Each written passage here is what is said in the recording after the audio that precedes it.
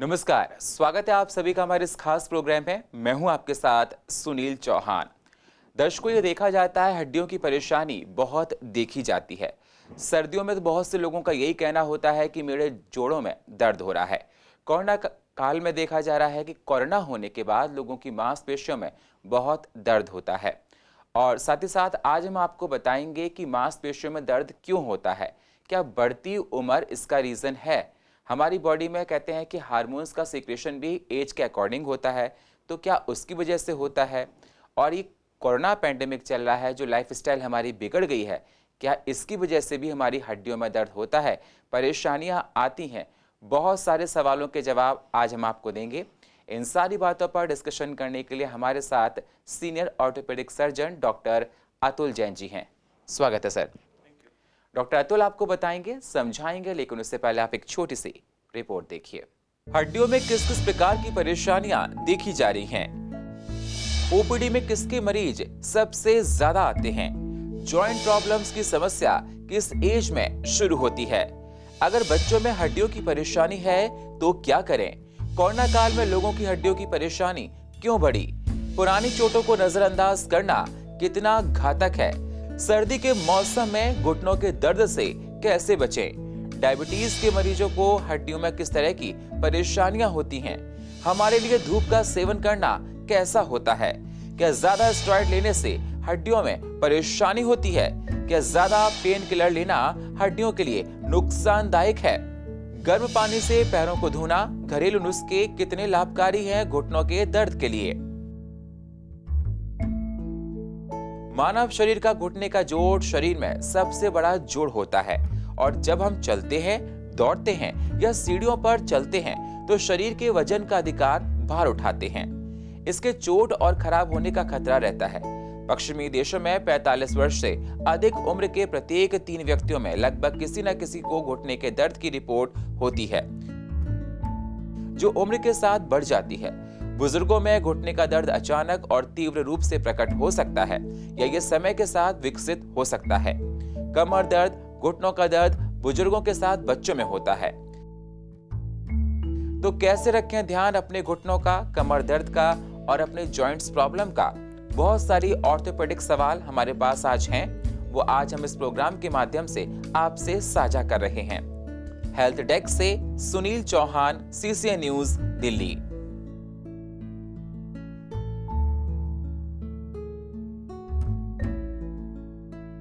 तो जैसा आपने रिपोर्ट में देखा और जानने की कोशिश की कि जो विषय हमने आज चुना है बहुत ही महत्वपूर्ण आप लोगों के लिए है, क्योंकि बहुत से लोगों की परेशानी देखी जाती है कि सर्दियों के मौसम में जोड़ों में दर्द बहुत देखा जाता है, और जोड़ों के दर्द की वजह से लोग बहुत परेशान रहते हैं, पेन किलर बहुत लेते हैं।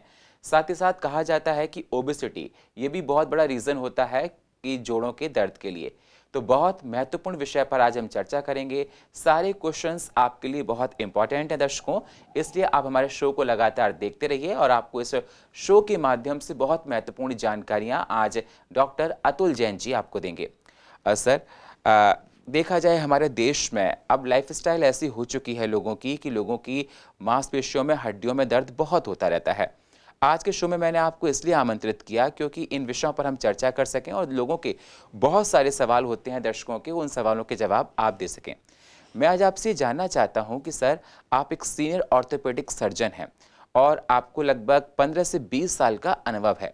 कैसा ओपीडी में एक्सपीरियंस निकल कर आता है? किस किस प्रकार की लोगों की जोड़ों से संबंधित परेशानियां, हड्डी से संबंधित परेशानियां आप अपनी ओपीडी में देखते हैं? नमस्कार। जैसा कि सुनील जी ने बताया, आज की लाइफस्टाइल जो है हम लोग की इतनी हो गई है, और इस वजह से जोड़ों के दर्द, घुटने के खास तौर से दर्द ज़्यादा बढ़ गए हैं।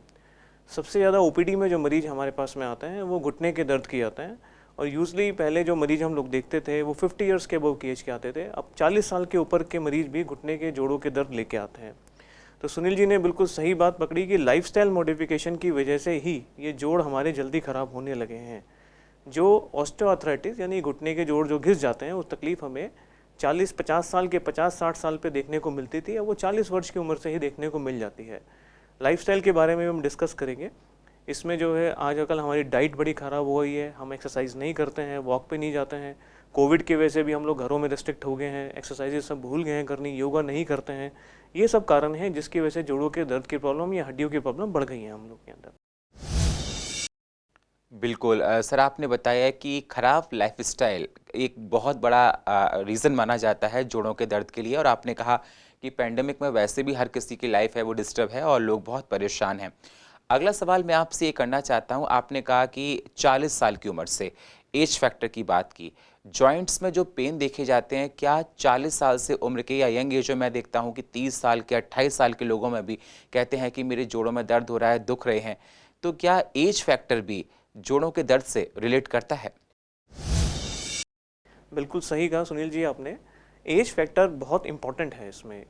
हम लोग जो बीमारी जो घुटने की बात करते हैं उसको आर्थराइटिस या ऑस्टियोआर्थराइटिस कहते हैं, वो दो तरह की होती हैं। एक प्राइमरी तरह की होती है जो कि यूजली 50-60 साल की एज के बाद में अपना जोड़ जो है एज की वजह से घिसने लगता है, या डीजनरेशन उसको मेडिकल साइंस में कहते हैं, वो प्रॉब्लम कहलाती है। वो हमारे जेनेटिक्स हैं, हमारी जो है ग्रोथ है, जिसकी वजह से एज के साथ में वो डीजनरेशन होने लगता है। कॉमनली हम समझते हैं कि वो वियर एंड टियर हो रहा है, लेकिन वियर एंड टियर ना कह के उसको शब्द को डीजनरेशन यूज़ करें तो ज़्यादा बेहतर है, क्योंकि वियर एंड टियर हमारे दिमाग में शब्द आएगा तो हम उसको इस्तेमाल नहीं करेंगे, जबकि इसके रिवर्स है, हमें जोड़ों को इस्तेमाल करना है तभी वो बेहतर रहेंगे।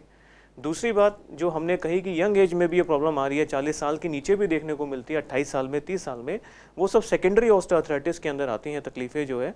यूजली जो यंग एज की पॉपुलेशन है उसमें कोई ना कोई चोट लग जाती है। टू व्हीलर्स का, मोटरसाइकिल का, स्कूटर्स का जो इतना ज़्यादा यूज़ हो रहा है उसमें चोट लगती है। बाहर के देशों में यूजली चोट जो है लगती है खेलने की वजह से, हमारे देश में ज़्यादा टू व्हीलर्स इंजरी, खासतौर से मोटरसाइकिल स्लिप होने की वजह से इंजरी में घुटने के अंदर लिगामेंट हैं, मेनिस्कस है, कार्टिलेज हैं, जो तमाम घुटने के स्ट्रक्चर को बनाती हैं, उसमें चोटें लग जाती हैं, जो कि हम नज़रअंदाज कर देते हैं। छोटी छोटी चोटें नज़रअंदाज करते हैं, धीरे धीरे धीरे जल्दी वो घुटना हमारा ख़राब होने लगता है। इसी वजह से यंग एज में जो है घुटना जो है जल्दी ख़राब होने लगता है। बिल्कुल, आपने बहुत अच्छी बात बताई, और देखा भी जाता है कि हमारे देश में सड़क दुर्घटनाएं बहुत होती हैं, और ख़ासकर टू व्हीलर्स के लिए तो ये परेशानी बहुत दिख के आती है, और जिसकी वजह से आपने कहा कि हमारे बोन्स में, जो घुटनों में और भी परेशानी देखी जाती हैं। इसमें जवाब में से सवाल निकल कर आ रहा है, सर आपने ये कहा कि ये परेशानी चोट लगने से होती है। हमारे देश में सर ये देखा जाता है कि आज से 10 साल 15 साल पहले अगर छोटी भी चोट कोई बच्चे को लगी, चाहे खेलते हुए लगी, कहीं गिर पड़ा, तो उसको लोग नज़रअंदाज करते हैं, और अधिकतर ये देखा जाता है लोग सेल्फ ट्रीटमेंट बहुत करते हैं। क्या किसी भी चोट को नज़रअंदाज करना आगे के लिए खतरे की घंटी है? बिल्कुल सही बात है, खतरे की घंटी है। अगर आपके चोट लगती है, आप गिर जाते हैं और आप खुद से खड़े नहीं हो पाते हैं, आपको लगता है कि घुटने में कोई लचक आ रही है, ये बहुत कॉमन से सिम्टम्स हैं जो कि हमें ध्यान रखने चाहिए। छोटी मोटी मांसपेशियों में चोट लगती है, अपना सिकाई से, नॉर्मल ट्रीटमेंट से ठीक हो जाती है, लेकिन आपकी अगर लग रहा है कि तकलीफ परसिस्ट कर रही है, आगे लंबे समय तक खिंच रही है, आपको लग रहा है कि घुटने पे आप जोर नहीं डाल पा रहे हैं, या पैर में है लंगड़ाहट आ रही है, सीढ़ी चढ़ने उतरने में दिक्कत आ रही है, आप तेज़ नहीं चल पा रहे हैं, या घुटना आपका जो है अटक जाता है, जिसको लॉकिंग कहते हैं, अगर ऐसी कोई परेशानी है, घुटने में कोई साउंड आती है जिसको क्रैकिंग साउंड या ग्रेटिंग साउंड कहते हैं, ऐसी कोई परेशानी है तो आप अपने जो है आसपास में जो भी ऑर्थोपेडिक सर्जन हैं उनसे आप संपर्क करें, जोड़ रोग विशेषज्ञ आपकी सहायता की जाएगी इसके अंदर। बिल्कुल, किसी अच्छे सीनियर ऑर्थोपेडिक सर्जन से आपको परामर्श करना है, सर ने जिस प्रकार से बताया, और ये परेशानी आपकी दूर हो जाएगी। सर आपने 35 से 40 साल की बात की, लेकिन जब मैं रिसर्च कर रहा था तो मैंने पढ़ा, और मैं बचपन से पढ़ता आ रहा हूँ कि विटामिन डी की डिफिशियंसी की वजह से भी हड्डियों की प्रॉब्लम देखी जाती है। कहते हैं कि rickets in childrens and osteomalacia in adults, ये परेशानी बहुत देखी जाती है। तो जो न्यूबॉर्न बेबीज़ हैं, या जो टोडलर्स हैं, या जो अंडर 10 आते हैं, अगर उनमें ये हड्डियों की परेशानी है तो उनके पेरेंट्स को कहाँ उपचार कराना है और किस प्रकार से बच्चे की देखभाल करनी है? आपने देखा होगा जब हम लोग छोटे थे, मतलब मेरी उम्र अभी 42 साल है, तो हम लोग छोटे थे तो हमारी दादी वादी हम लोग को छत पे धूप में लिटाती थी ताकि हम लोग को धूप लगे और हमारे शरीर में विटामिन डी बने। तो हमारे देश में अबंडेंट सनलाइट है, जो कि हमारे प्राइम मिनिस्टर साहब वो भी जो है कहते हैं उसका सौर ऊर्जा यूज़ कर रहे हैं इतना ज़्यादा, जो है हर जगह जो आप सोलर पैनल्स और ये सब देख रहे हैं, तो वो सोलर एनर्जी हम ही लोग के लिए बनी है। हम लोग उसको जो है विटामिन डी हमारी स्किन के अंदर कन्वर्ट होता है एक्टिव फॉर्म में, अगर उसको हम लेंगे तो हमारी चमड़ी में ही विटामिन डी बनेगा। लेकिन एक जो है हमारे अंदर जो है साउथ ईस्ट एशियन कंट्रीज़ में मेलानिन पिगमेंट होता है स्किन के अंदर, जिसकी वजह से उसका कन्वर्जन कम हो जाता है, इसीलिए हम लोग को धूप की ज़रूरत ज़्यादा पड़ती है। सुबह के समय जो है 9 से 11 बजे की धूप जो होती है वो अच्छी धूप होती है। अगर आप 45 मिनट्स लगातार सन को डायरेक्ट एक्सपोजर देंगे स्किन पे, या कपड़ा अगर पहने होंगे तो उसमें कन्वर्जन नहीं होगा, तो आप अपनी बाहें खोल लीजिए, अपने पैर खोल लीजिए, या नेकर वगैरह कुछ ऐसे शॉर्ट्स या टी शर्ट वगैरह पहन के धूप में बैठिए, तो उससे आपके शरीर में विटामिन डी बनेगा जो है। दूसरी बात यह है कि अगर बच्चों में डेफिशिएंसी है तो आराम से दवाई के रूप में, चाहे वो पाउडर हो चाहे सैचेट हो, उसके फॉर्म में वो दवाई के रूप में वो पूरक की जा सकती है, जिससे कि उनके आने वाले समय में जोड़ों की समस्या, पैर टेढ़े होने, घुटने टेढ़े होने, पैर टेढ़े होने, या आगे जाके जो है कोई और बीमारी ना डेवलप करे, वो बचाई जा सकती है। बिल्कुल, बहुत अच्छी बात आपने बताई कि हम सब की भी नैतिक ज़िम्मेदारियां हैं और ये देखा जा रहा है कि खासकर मेट्रोपॉलिटन सिटीज़ में, और जब से ये कोविड पैंडेमिक आया है, लोग घरों से बाहर नहीं निकलते हैं क्योंकि हर किसी को अपनी जान बचानी होती है, कहते हैं घरों में रहो। और उसके बाद लोगों की लाइफस्टाइल बहुत बिगड़ रही है। तो आपने कहा कि अब थोड़ा सा ग्राफ कोविड का कम हुआ है, लोग वैक्सीनेट भी हो चुके हैं सर, और उसके बाद हम सब लोगों की जिम्मेदारियां हैं कि सुबह का एक्सपोजर ज़रूर लेना है सनलाइट का, जो कि हमारी हेल्थ के लिए बेहद इंपॉर्टेंट है। अगला सवाल मैं आपसे सर ये करना चाहता हूँ कि जब से कोविड पेंडेमिक आया तब से हमारी लाइफस्टाइल बहुत बिगड़ गई है।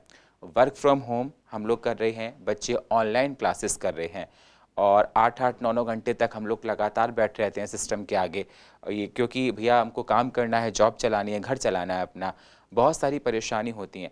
मैं आपसे जानना चाहता हूँ कि जो लाइफस्टाइल बिगड़ी हमारी, क्या ये आगे चल के हमारी मांसपेशियों के लिए, हमारे जॉइंट्स के लिए, हमारे कंधों के लिए परेशानी बन सकती है? बिल्कुल सुनील जी, जो आपने बात कही कि लाइफस्टाइल मॉडिफिकेशन या वर्क फ्रॉम होम, WFH जिसको आजकल शॉर्ट टर्म में कहा जा रहा है, इसकी वजह से जो यंग जनरेशन है जो कि 8-8 घंटे, 10-10 घंटे, 12-12 घंटे शिफ्ट्स में काम कर रहे हैं, उनकी कमर की प्रॉब्लम, बैक पेन की प्रॉब्लम या जोड़ों की दर्द की समस्या बढ़ गई है।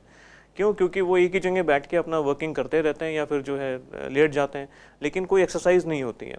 कुछ लोग जो है अमेरिकन शिफ्ट में काम करते हैं, जो रात में पूरी रात काम करते हैं, उनका पूरा जो है अपनी बाएं शिफ्ट जो है, शिफ्ट होने की वजह से अपना जो नींद है वो पूरी नहीं हो पाती, तो जोड़ और जो हमारी मांसपेशियां हैं वो इनएक्टिव फॉर्म में चली जाती हैं।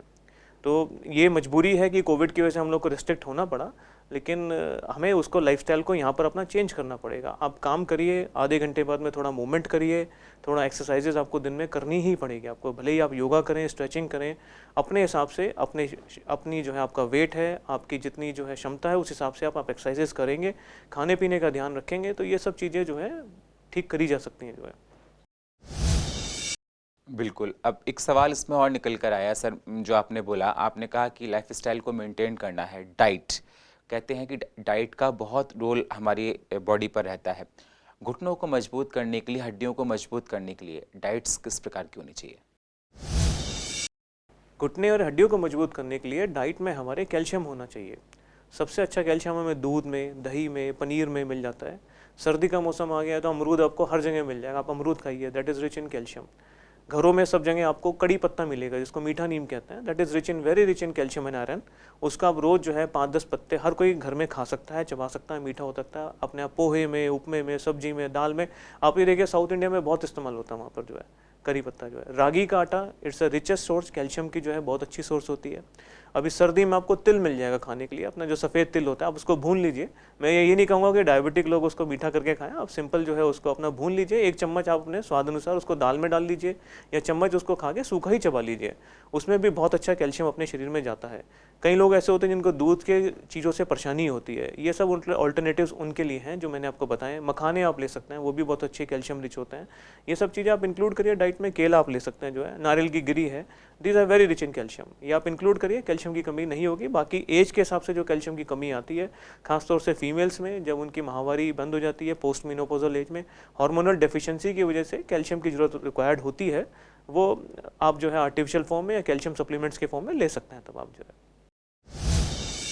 बिल्कुल, जैसा डॉक्टर साहब दर्शकों आपको बता रहे हैं, इन बातों पर आपको अमल करना है और जिस प्रकार से परेशानी आपकी हड्डियों के देखी जाती है वो ज़रूर दूर होगी।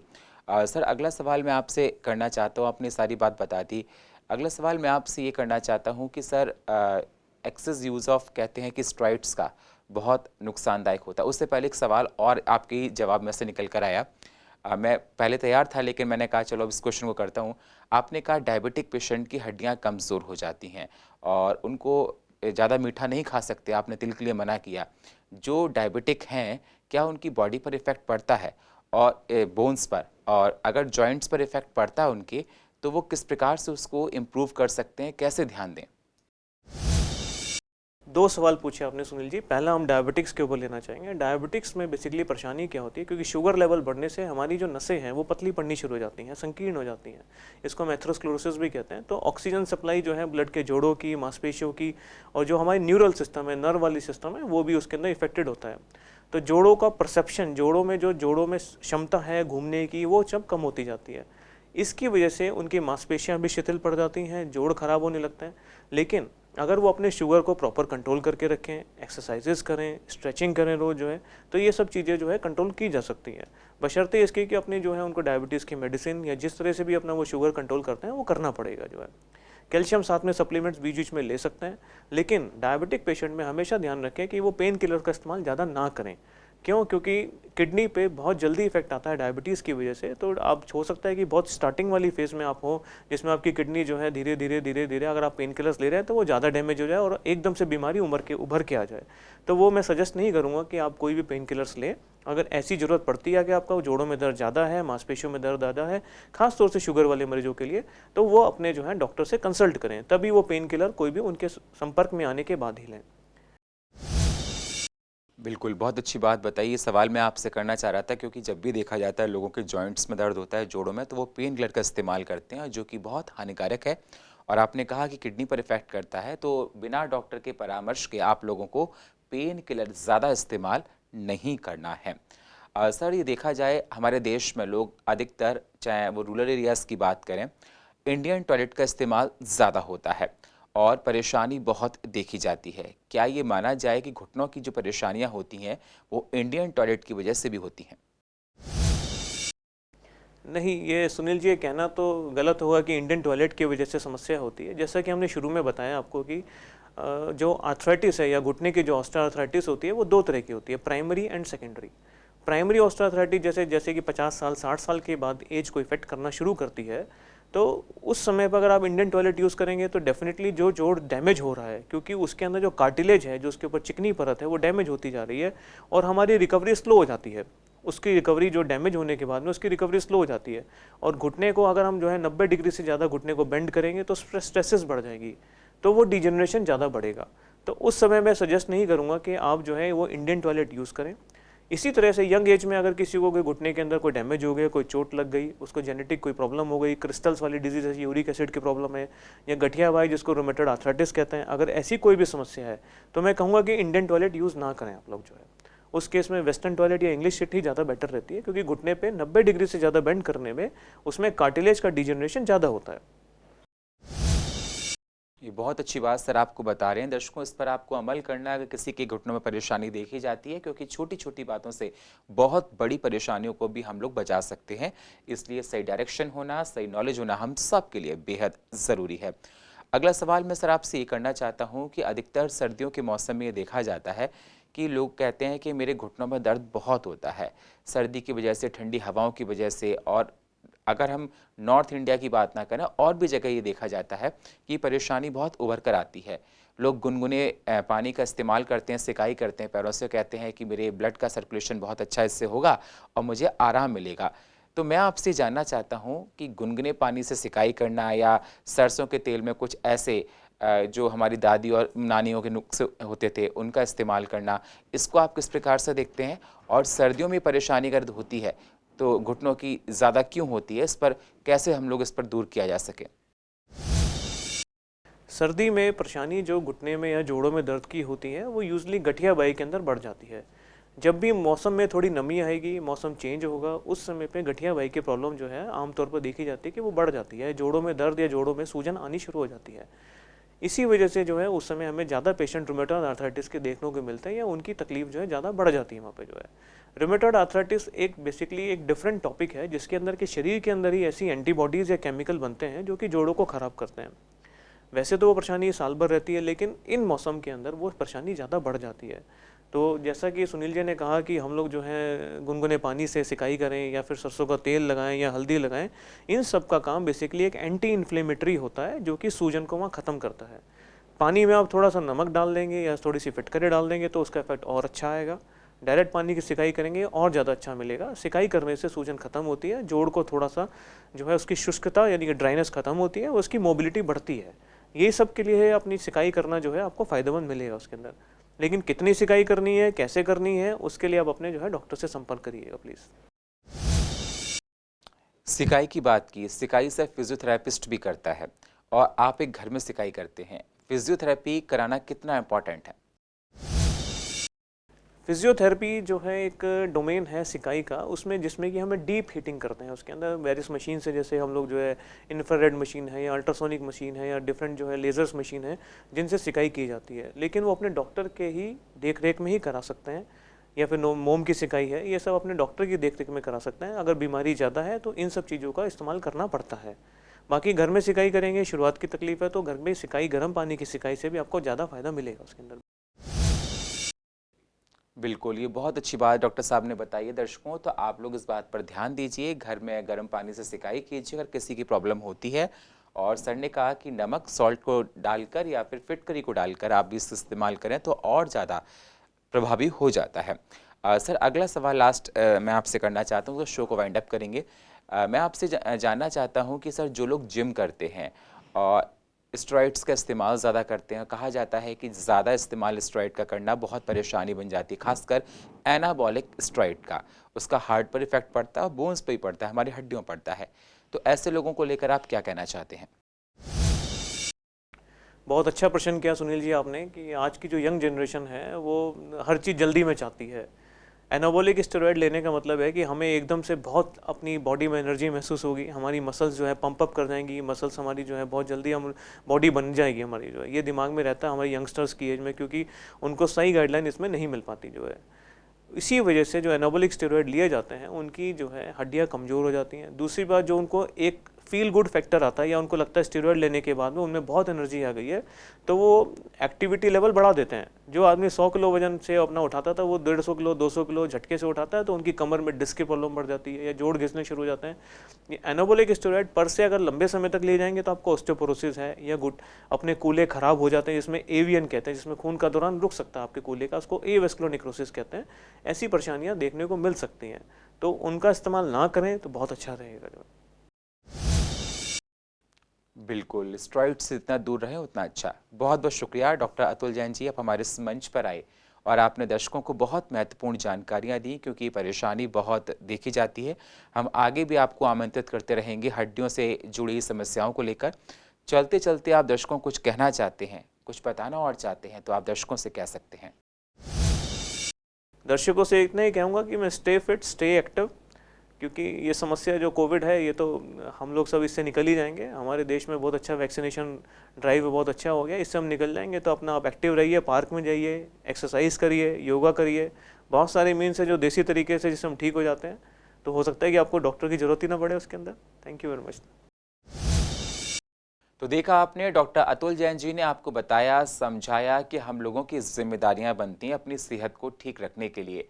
सर ने कहा कि अगर सर्दी में आप लोगों के जोड़ों में दर्द होता है तो गर्म पानी से सिकाई करें, जो आप लोगों के लिए बेहद ज़रूरी होगा। दूसरी बात उन्होंने बताई कि विटामिन डी जो डेफिशिएंसी हमारी देखी जा रही है लोगों में, उसको लेकर सर ने कहा कि आप सनलाइट का में ज़्यादा जाएं, क्योंकि अधिकतर लोग घरों में रहते हैं। फिजिकल एक्टिविटी को बढ़ाएं, खान पान अपना अच्छा रखें, पुरानी चोट है उसको नज़रअंदाज ना करें। बहुत सी महत्वपूर्ण बातें बताई।